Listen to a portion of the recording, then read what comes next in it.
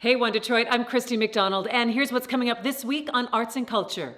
The Motor City Brew Tours are back. Will Glover talks a little bit of Detroit beer history with author and tour director Stephen Johnson. Plus, Detroit designs the world, the impact of Minoru Yamasaki on Detroit's signature buildings, and Detroit filmmaker Ken Legend Williams on his movie Asbury Park. It's all ahead this week on One Detroit. From Delta Faucets to Behr Paint, Masco Corporation is proud to deliver products that enhance the way consumers all over the world experience and enjoy their living spaces. Masco, serving Michigan communities since 1929. Support for this program provided by the Cynthia and Etzel Ford Fund for Journalism at Detroit Public TV, the Kresge Foundation, Community Foundation for Southeast Michigan. The DTE Foundation is a proud sponsor of Detroit Public TV, among the state's largest foundations committed to Michigan-focused giving. We support organizations that are doing exceptional work in our state. Visit dtefoundation.com to learn more. Business Leaders for Michigan, dedicated to making Michigan a top 10 state for jobs, personal income, and a healthy economy. Also brought to you by the Fred A. and Barbara M. Erb Family Foundation, and viewers like you.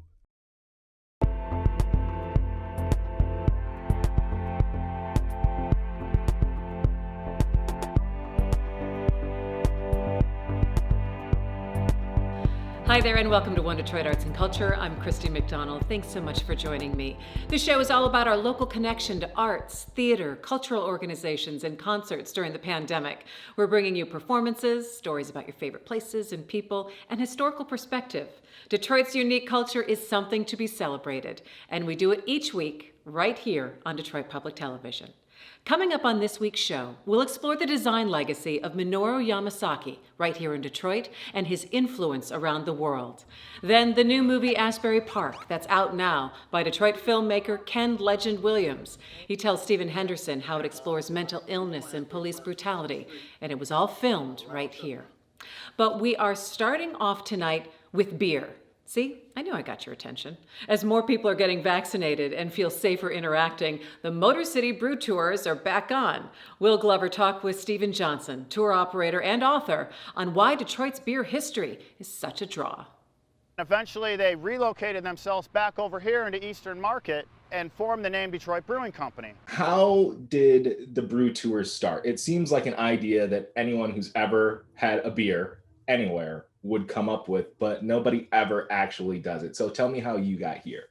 Well, typically that's like everybody's story. And I've been to conferences on people who run businesses like this. And if we got around a table, 9 out of 10 would say, I was drinking one night with friends and I said, let's take people to breweries. That was somewhat similar for me. When my wife and I traveled, we like to go to breweries and we like to ride bicycles and explore the local area that way. So we sat on that idea for a couple years, and then I was at a beer festival in 2007, and a work associate and I were drinking at the beer festival, probably a little intoxicated at the time, and I just threw the idea out in the air to him, and he was like, "Wow, let's do that," and start it up. What are the tours that you're offering, and how is this working amidst the pandemic right now? Yeah, great question. We do guided, so public and private guided bus, bike, walk, and boat tours. So a mix of all kinds of things. We also do some charity bike rides that raise money for nonprofits. So how we adjusted due to COVID, one, we've been closed since March of last year. We have chose not to run a tour, and we are starting up in May this year, and we're not doing bus, and then we're also not doing some of the formats that we occasionally do on a boat. And we're doing walking tours that are all outside.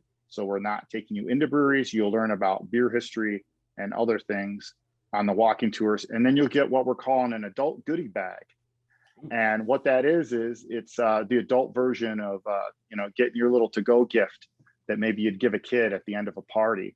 But it's for adults. So it would have Motor City Brew Tours swag in it. So what we're doing is it's a coaster, it's a pint glass, actually has a can of beer from a local Detroit brewery in it. And then in some cases, it might have a voucher to go get a drink on your own at the brewery. So in lieu of us bringing a big group in there, we found this would be a good way, a safe way for now for folks to do that. We're doing that the same way with the bicycle tour. So walking tours and bicycle tours all outside in small groups. That's our adjustment that we've made for COVID. What is your favorite beer? Yeah, I definitely get asked that a lot. I get asked favorite beer and favorite brewery. I ebb and flow with the seasons. So as we get into spring, summer, I typically like lighter, more citrus forward type of beers this time of year. As we get into, say, fall, winter, then you transition into a bit more maltier and heartier, maybe a little bit of a spice to it of your Oktoberfest and your winter warmers and things like that, and porters and stouts. And I kind of change with the seasons, and but I drink a wide range of things. When you run a business like this, you're around everything. So I always say I'm kind of a spoiled brat, meaning I get exposed to so many great products. And we're really lucky in the case of downtown and Metro Detroit that we have such a diversity of locally made alcohol products. I like to say Michigan has always had a great culture around locally made products because we have a lot of agriculture in our state. That has come down to, we had a great homebrew culture that started in like the late 80s, early 90s.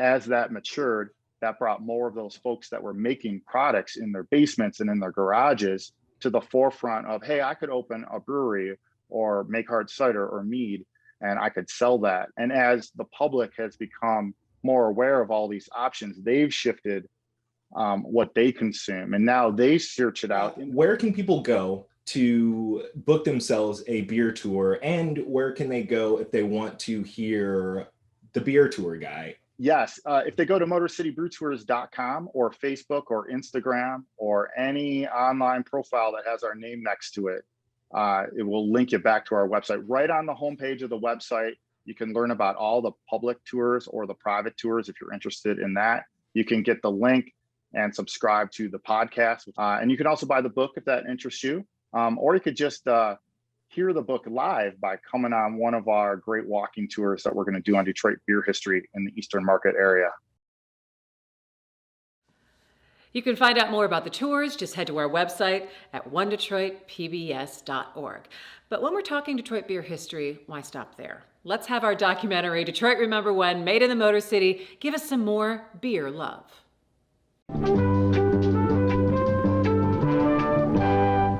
When you go out with your friends, do you ever drink beer?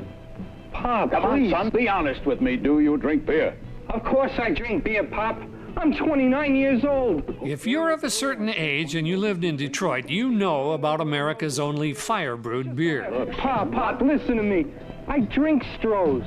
Honest. Son, your mother and I, we only want what's best for you. Hey, Caesar, what's with this fire brewing business? I don't know, man. Wait a minute. Hey, Sam. Huh? Fire brew, what is it?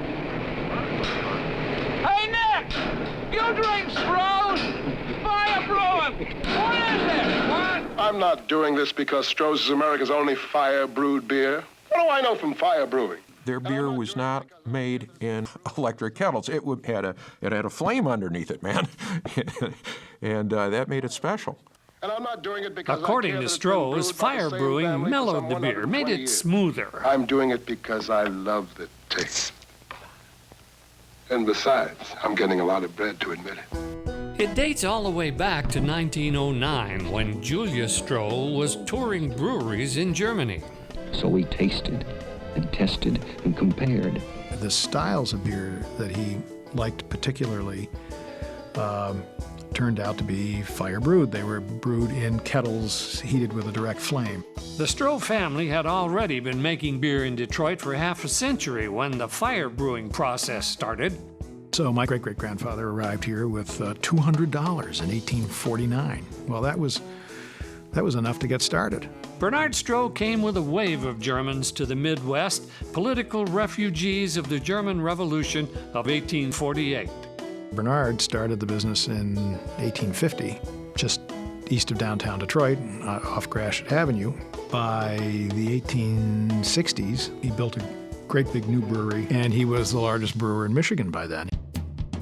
When Prohibition hit Michigan in 1917, Stroh's actually survived by making other things. We made soda pop, ginger ale, We had our own line of orange soda, cola, and all sorts of things. And then ice cream. Stroh's made a malt extract, supposedly for cooking and as a nutritional supplement, but, well, we all know it was really for people who wanted to make their own illegal brew in the basement. Few brewers actually survived Prohibition, the Depression, and then the war after that, but the post-war boom was really pretty good to those who did. Pfeiffer got very big, Goebel got very big, Altus got very big. By the late 1950s, the big brand in Detroit was Goebel, Joe Bell to some. That was the spoof on it. Pabst Blue Ribbon were PBRs, and that was called Joe Bell. Joe Bell. I've heard of J.C. Penney, but not Joe Bell. It's football once again with Goebel 22. How's this? Van Patrick was at the mic for Goebel when the Detroit Lions won their last NFL championship back in 1957. Lions 28, Chicago 10. Back then, Van Patrick was also the voice of the Detroit Tigers. And one of his famous expressions, here's the pitch, it's a long one, oh, it's foul by a Goebel beer case. When Stroh's became the official beer of the Tigers, Van Patrick was suddenly out, replaced by an announcer from Baltimore, some guy named Ernie Harwell. The Great Brewery Strike of 1958 hurt the Detroit beer business so badly it really never recovered. Beer from St. Louis and Milwaukee suddenly moved right in. Pabst became the biggest selling brand in Michigan as a consequence of that strike. In order for us to grow, we had to expand outside Michigan. Goebel went bankrupt. Acquired by Stroh's, Pfeiffer moved out of state while Stroh's hired New York ad man Bill Bernbach. Bernbach had created the iconic Volkswagen Beetle campaign, Think Small. But in the late 60s, Stroh's was thinking big. Stroh's brings you this 8-pack to remind you how fast our beer disappears. The advertising worked. Oh, Yank, what about some of that Stroh's beer, what you've been talking about? Stroh's quickly became a national brand, buying other beers and breweries along the way. Pick it up, mate. We don't want the blokes to know we've been here. But the costs, they were just too high. The Stroh Brewery on Gratiot shut down in 1985. So here's a toast. The first era of Detroit-made beer had come to a close. From one beloved to another, Stroh's. When it comes to art and culture in Detroit, design is at the top of the list. Around the city and into the suburbs, you can find the landmarks from Albert Kahn to Eliel Saarinen to Minoru Yamasaki. Yamasaki designed the World Trade Center and also left his mark here in Detroit. Here's a closer look from our Detroit television documentary, Detroit Designs the World.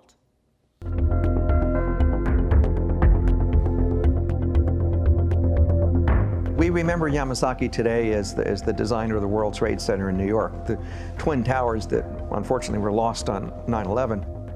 Beyond that, he was a leader in what we call mid-century modernism, which took the basic efficiency of modernism, glass and steel and clean lines, and kind of infused it with some warmth and beauty that we associate more with something like the arts and crafts movement. Yama, what we say, softened and humanized modernism in some really important ways. So many modernists had struggled for so long before the 50s to try to create and convince people of a modern architecture that didn't rely on the past, that was of the 20th century and didn't need to use arches and other elements from the history. We will succeed in creating the first modern, technological, humane, prosperous civilization. Inspired by his travels, he was incorporating, sure, elements of Italian Renaissance architecture and French Gothic architecture. He was using Islamic arches, and he was using the notion of the screened window from Islamic architecture. He used a lot of elements from Japanese architecture. So he didn't limit himself to the Western history like some modernists tried to. He really was a pioneer global architect. The problem was that in the mid-50s, modernism was still very strong and still very influenced towards rejecting that historical past. At the end of World War II, the Detroit firm of Smith Hinchman Grills was looking for a new chief designer, and heard about this young Minoru Yamasaki in New York and hired him to come to Detroit. And I think like a lot of people who come from far away from Detroit, he probably thought he would be here for a couple of years and move on, and instead he spent the rest of his life here. Well, Yamasaki started out with Smith Hinchman doing the first modernist building in Detroit, the Federal Reserve building in downtown Detroit that was highly praised and much imitated.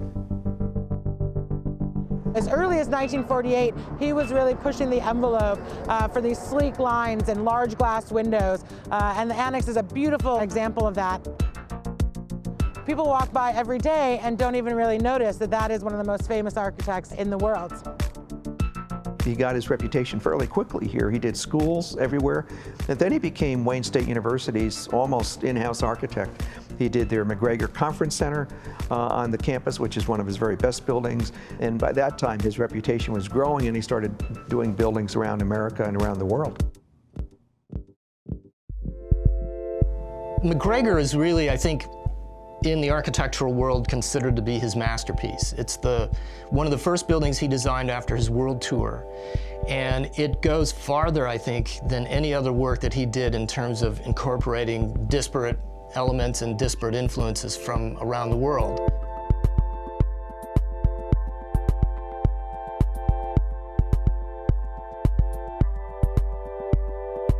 For instance, it has elements of a Greek temple to it. It has elements of a Gothic cathedral. It has a little bit of those Islamic screens that I mentioned.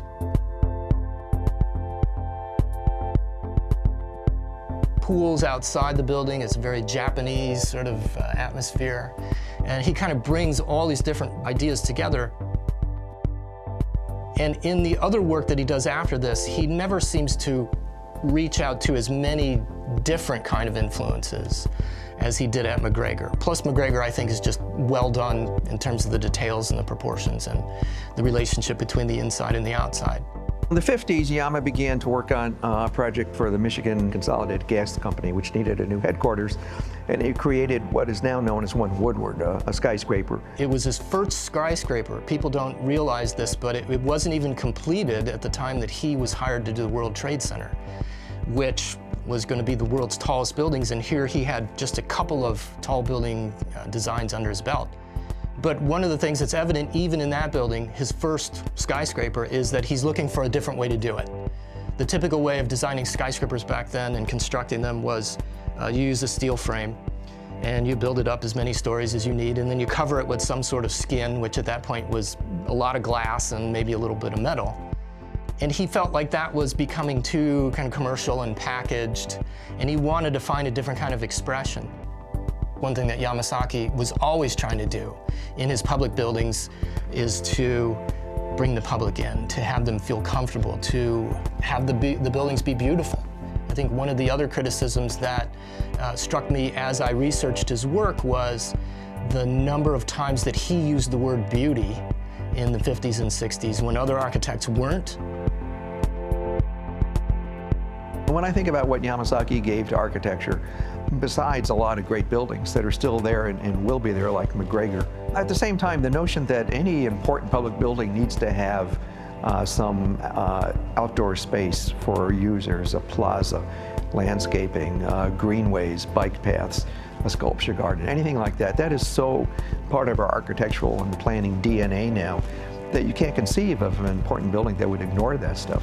And you don't necessarily think that that's what Yamasaki gave us, but in fact, it is what he gave us. This February, a new movie was released in local theaters and streaming called Asbury Park, which is a real street here in Detroit. The movie was created by local filmmaker Ken Legend Williams, and it tells the story of 4 Detroit kids growing up into adulthood and exploring challenges of mental illness and police brutality. Stephen Henderson talked with Williams on American Black Journal.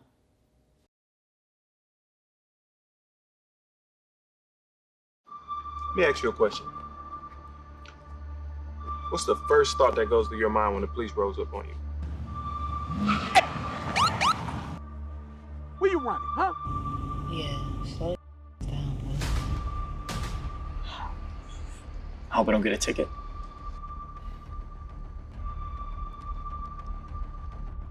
I hope that I make it home alive. Quite frankly, I was in fear for my life. The suspect was non-compliant with our orders and was just obstructing our investigation. So sick people going to funerals. The Civil Rights Act only resulted because of a nation of African Americans coming together and taking a stand. You people think it's okay to break the law. Those of us who are from Detroit or live in the area know that Asbury Park is a street on the west side. Is now the title of your film, but it's also where you're from. Is that right? Yes. Yeah. I grew up on Asbury Park Street, right off 7 Mile. So talk about the inspiration for this film, the street that you grew up on, the experiences that you had there. The biggest thing behind this film is survival. Mm-hmm. You know, like I said, each of the kids, they have their own different things that they're going through and dealing with.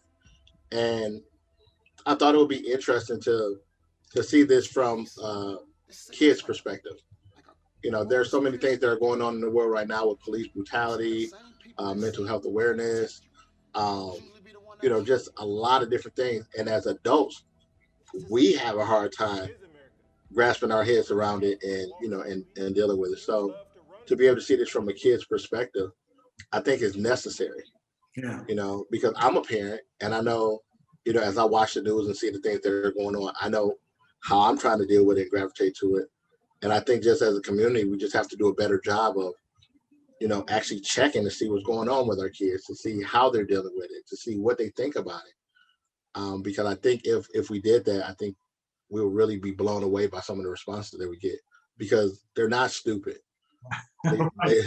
They see what's going on. Talk about the differences between what maybe you experienced as a kid growing up in that area and what your characters in the movie experience. Is there a big difference, or to be honest, it's a direct reflection of what I experienced as a kid. Like, I grew up in a single parent home. My father left when I was 6 years old. And when that happened, I was no longer able to be a 6-year-old. I had to start moving. I always, you know, the running joke is when I was 6, I was actually 16, because the level of responsibility, you know, shifted. And I was no longer able to be a carefree kid to just sit back and say, hey, you know, everything is okay. There were certain things that I did to try to protect the house. You know, I was the kid who I'll pull out the toolbox and something needs to get fixed. You know, I'm doing that now. I'm checking the windows at night and looking out to make sure, you know, that my mom is protected and things like that. So I took on a much older persona than I actually was due to my circumstances. Yeah. And the reality is that's not uncommon. The drug dealing and the shooting, like, yeah, that happens. But I feel like this portion of it is often missed. Everybody is often, you know, trying to be tough and things like this. But what's often missed in those films is the vulnerability. I think one of my biggest motivations behind this film is my youngest son. I looked at him one day and I laughed and I was like, man, you're like really a 10-year-old. Because when I was 10, I had responsibilities. I had, you know what I mean? It was just a totally different animal. And to see him just be carefree, I wasn't able to be carefree as a kid. So I wonder what message you think people who aren't from Detroit and who may not know anything about Asbury Park, the street, might take away from this. film. I'm always curious about how we project to everybody else from the city. Asbury Park isn't even necessarily a Detroit story. Right. It actually takes place in the fictitious world of the inner city. Yeah. You know, because while it is relevant in Detroit, it's also relevant in Baltimore and St. Louis and, you know, just all over the country. But I think oftentimes, like when you're going through things, because you're dealing with it in real time, you don't stop and think, hey, somebody's dealing with it over here or someone's dealing with it over there. So for me, you know, like I said, is much bigger. And honestly, my goal and my hope is that people that are not from that environment will take a look and start asking questions, because I feel like that's how you evoke change. Here, it's just a fight to breathe. And that is going to do it for One Detroit Arts and Culture. Thanks so much for joining me. For all of our arts and culture stories and the stories that we're working on, just head to our website at onedetroitpbs.org. I will see you next week. Take care. You can find more at onedetroitpbs.org or subscribe to our social media channels and sign up for our One Detroit newsletter. From Delta Faucets to Behr Paint, Masco Corporation is proud to deliver products that enhance the way consumers all over the world experience and enjoy their living spaces. Masco, serving Michigan communities since 1929. Support for this program provided by the Cynthia and Etzel Ford Fund for Journalism at Detroit Public TV, the Kresge Foundation, Community Foundation for Southeast Michigan. The DTE Foundation is a proud sponsor of Detroit Public TV, among the state's largest foundations committed to Michigan-focused giving. We support organizations that are doing exceptional work in our state. Visit dtefoundation.com to learn more. Business Leaders for Michigan, dedicated to making Michigan a top 10 state for jobs, personal income, and a healthy economy. Also brought to you by the Fred A. and Barbara M. Erb Family Foundation, and viewers like you.